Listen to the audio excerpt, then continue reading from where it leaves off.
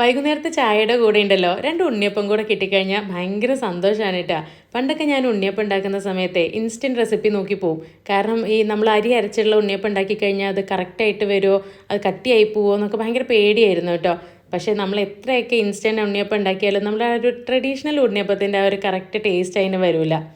ഞാൻ ഈ ഒരു റെസിപ്പി പഠിച്ച ശേഷം എനിക്ക് ആ ഒരു പേടിയോ ടെൻഷനോ ഉണ്ടായിട്ടില്ല കേട്ടോ. കാരണം ഞാൻ എപ്പോൾ ചെയ്ത് നോക്കിയാലും നല്ല പെർഫെക്റ്റ് ആയിട്ട് തന്നെ എനിക്ക് ഉണ്ണിയപ്പം കിട്ടാറുണ്ട്. അപ്പോൾ ഇതിനായിട്ട് ഞാനിവിടെ 2 കപ്പ് പച്ചരി ഒരു 5 മണിക്കൂർ കുതിർത്തെടുത്തിട്ടുണ്ടായിരുന്നു. അത് നല്ലപോലെ കഴുകി അതിൻ്റെ വെള്ളമൊക്കെ കളഞ്ഞ് മിക്സിയുടെ ജാറിലേക്ക് ഇട്ട് കൊടുത്തു. ഇനി ഇതിലേക്ക് ഒരു 4 ഏലക്കായ തൊലി കളഞ്ഞ് അതിൻ്റെ കുരു ഇട്ട് കൊടുത്തിട്ടുണ്ട്. കൂടെ തന്നെ 1 കപ്പ് ശർക്കര ഉരുക്കിയതും കൂടെ ചേർത്ത് കൊടുത്തിട്ടുണ്ട്. ഇനി ഇതെല്ലാം കൂടെ ഒന്ന് അരച്ചെടുക്കാം. ചെറിയ ചെറിയ തരികളോട് കൂടിയാണ് കേട്ടോ നമ്മൾ അരച്ചെടുക്കുന്നത്. അവസാനമായിട്ട് ഇതിലേക്ക് 4 പാളയംകോടൻ പഴം കൂടെ ചേർത്തിട്ട് നന്നായിട്ടൊന്നും കൂടെ അരച്ചെടുക്കണം.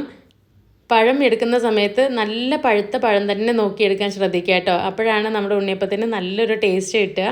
അപ്പോൾ ഇതേ മാവ് നന്നായിട്ട് അരച്ചെടുത്തിട്ടുണ്ട്. ഇനി ഇത് നമുക്ക് ഒരു പാത്രത്തിലേക്ക് ഒഴിച്ച് വയ്ക്കാം. മിക്സിയുടെ ജാറിൽ ഒരല്പം വെള്ളം ഒഴിച്ചിട്ട് അതും കൂടെ ഇതിലോട്ട് ചേർത്ത് കൊടുത്തിട്ടുണ്ട്. നല്ലപോലെ മിക്സ് ചെയ്ത് കൊടുക്കുക. ഇനി ഇത് നമുക്ക് മിനിമം ഒരു 6 മണിക്കൂർ ഫെർമെൻറ്റ് ചെയ്യാൻ വേണ്ടിയിട്ട് വയ്ക്കാം. ഏറ്റവും നല്ലത് നമ്മൾ രാത്രി തന്നെ മാവ് അരച്ച് വെക്കുന്നതാണ് കേട്ടോ. അപ്പോൾ നമുക്ക് രാവിലെ ആകുമ്പോഴത്തേക്കിന് നല്ല അടിപൊളിയായിട്ട് മാവ് ഫെർമെൻ്റ് ആയിട്ടൊക്കെ വന്നിട്ടുണ്ടാവും. ഇപ്പോൾ ഞാനിവിടെ രാത്രിയാണ് കേട്ടോ മാവ് അരച്ച് വെച്ചിട്ടുണ്ടായിരുന്നത്. രാവിലെ ആയപ്പോഴത്തേക്കിന് മാവൊന്ന് ഫെർമെൻ്റ് ആയിട്ടൊക്കെ വന്നിട്ടുണ്ട്. നമുക്കൊന്ന് മിക്സ് ചെയ്ത് കൊടുക്കാം. ഇപ്പോൾ നല്ല തിക്കായിട്ടാണ് കേട്ടോ മാവ് ഇരിക്കുന്നത്. നമുക്കൊന്നും കൂടെ ഇതൊന്ന് ലൂസാക്കി എടുക്കണം. അതിൻ്റെ കൂടെ തന്നെ നമുക്ക് കുറച്ച് തേങ്ങാക്കൊത്ത് നെയ്യിൽ വറുത്തിട്ട് അതും കൂടെ ഇതിലോട്ട് ചേർത്ത് കൊടുക്കാം. അപ്പോൾ ഞാനിവിടെ 1 കപ്പ് തേങ്ങാക്കൊത്താണ് എടുത്തിട്ടുള്ളത്. ആ നെയ്യിൽ നല്ലപോലെ മൂപ്പിച്ച് ആ നെയ്യോടുകൂടി തന്നെ മാവിലോട്ട് ചേർത്ത് കൊടുക്കുന്നുണ്ട്. ഇതിൻ്റെ കൂടെ തന്നെ നിങ്ങൾക്ക് കയ്യിലുണ്ടെങ്കിൽ 1 ടേബിൾ സ്പൂൺ എള്ളും കൂടെ ചേർത്ത് കൊടുക്കാം. എള്ളും കൂടെ ചേർക്കുമ്പോൾ നല്ലൊരു ടേസ്റ്റാണ് കേട്ടോ നമ്മുടെ ഉണ്ണിയപ്പത്തിന്. അപ്പോൾ ഇതിൻ്റെ കൂടെ തന്നെ ഞാനൊരു 1/4 കപ്പ് ശർക്കര ഉരുക്കിയതും കൂടെ ഒഴിച്ചു കൊടുത്തിട്ടുണ്ട്. അപ്പോൾ ഇനി നല്ലപോലെ എല്ലാം കൂടെ നമുക്കൊന്ന് മിക്സ് ചെയ്തെടുക്കാം. നമ്മുടെ മാവ് ഒത്തിരി അങ്ങ് കട്ടിയായി പോകാൻ പാടില്ല. അങ്ങനെ ആകുമ്പോൾ നമ്മുടെ ഉണ്ണിയപ്പം നല്ല ഹാർഡായിട്ടിരിക്കും കേട്ടോ. അതുപോലെ തന്നെ മാവ് ഒരുപാട് ലൂസായി പോവുകയും ചെയ്യരുത്. അങ്ങനെ ആകുമ്പോൾ ഉണ്ണിയപ്പം നല്ലപോലെ എണ്ണ കുടിക്കും. അപ്പോൾ ഇത് രണ്ടിൻ്റെയും ഇടയിലുള്ളൊരു കൺസിസ്റ്റൻസിയാണ് നമുക്ക് കറക്റ്റായിട്ട് കിട്ടേണ്ടത്. കണ്ടോ, ഈ ഒരു രീതിയിൽ കറക്റ്റാണ് കേട്ടോ.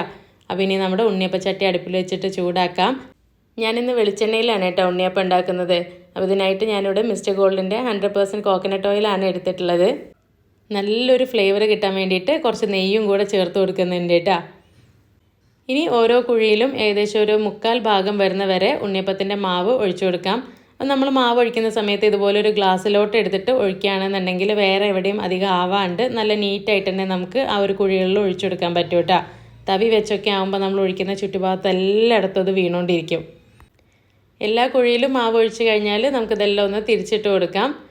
2 വശവും നല്ലപോലെ മൊരിഞ്ഞ് കഴിഞ്ഞാൽ നമുക്ക് എണ്ണയിൽ നിന്ന് കോരി മാറ്റാം. അപ്പോൾ ചില ആളുകൾ ഇതൊന്ന് മറിച്ചിട്ട് കഴിഞ്ഞാൽ നേരെ വേറൊരു ചട്ടിയിൽ എണ്ണ ഒഴിച്ചിട്ട് അതിനകത്തിട്ടിട്ട് ബാക്കി ഭാഗം കുക്ക് ചെയ്യും. അപ്പോൾ നമുക്ക് പെട്ടെന്ന് തീർക്കാൻ പറ്റും കേട്ടോ. അങ്ങനെ വേണമെങ്കിലും ചെയ്യാം. ഇപ്പോൾ ഞാൻ കുറച്ചല്ലേ ഉള്ളൂ. നമുക്കിനി എല്ലാ പാത്രത്തിലും എണ്ണ ആക്കേണ്ട ആവശ്യമില്ലല്ലോ. അപ്പോൾ ഇതുപോലെയാണ് ചെയ്യുന്നത്. അപ്പോൾ നിങ്ങളുടെ സൗകര്യം പോലെ എങ്ങനെ വേണമെങ്കിലും ചെയ്യാം കേട്ടോ. അപ്പോൾ നല്ല അടിപൊളിയായിട്ടുള്ള ഉണ്ണിയപ്പം റെഡി ആയിട്ടുണ്ട്. അപ്പോൾ ഇന്നത്തെ ഉണ്ണിയപ്പത്തിൽ നമ്മൾ പഴം ചേർത്തിട്ടല്ലേ ഉണ്ടാക്കിയത്. ശരിക്കും പറഞ്ഞാൽ ഇപ്പോൾ ചക്കക്കാലമാണ്, ഒരുപാട് ചക്കയൊക്കെ കിട്ടുന്ന സമയമാണല്ലേ. അപ്പോൾ നമുക്ക് പാളയംകോടൻ പഴത്തിന് പകരം ചക്ക ചേർത്ത് അരച്ച് ഇതുപോലെ ഉണ്ണിയപ്പം ഉണ്ടാക്കിയെടുക്കാം. അത് നല്ല ടേസ്റ്റാണ് കേട്ടോ. ഒരു രക്ഷയില്ലാത്ത ഐറ്റമാണ്. അപ്പോൾ ഇനി സമയം ഉണ്ടെങ്കിൽ ഞാൻ വീഡിയോ വേറെ ചെയ്യാം. അപ്പോൾ എന്തായാലും ഇന്നത്തെ റെസിപ്പി നിങ്ങൾക്ക് ഇഷ്ടപ്പെട്ടിട്ടുണ്ടെങ്കിൽ എല്ലാവർക്കും ഒന്ന് ഷെയർ ചെയ്ത് കൊടുത്തേക്കണേ. താങ്ക്